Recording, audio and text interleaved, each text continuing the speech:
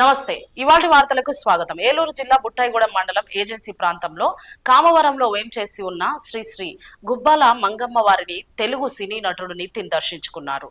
ఈ సందర్భంగా అమ్మవారికి ప్రత్యేక పూజా కార్యక్రమాలు నిర్వహించారు. అనంతరం నూతనంగా నటించిన రాబిన్ హుడ్ సినిమాను ప్రేక్షకులు ఆదరించాలని, చిత్రం ఘన విజయం సాధించాలని అమ్మవారిని కోరుకున్నట్లు నటుడు తెలియజేశాడు. హీరో నితిన్ తో పాటు మైత్రి మూవీస్ అధినేత రవిశంకర్, దర్శకుడు వెంకీ కుడుముల తదితరులు హీరో నితిన్ తో పాటు అమ్మవారిని దర్శించుకున్నారు.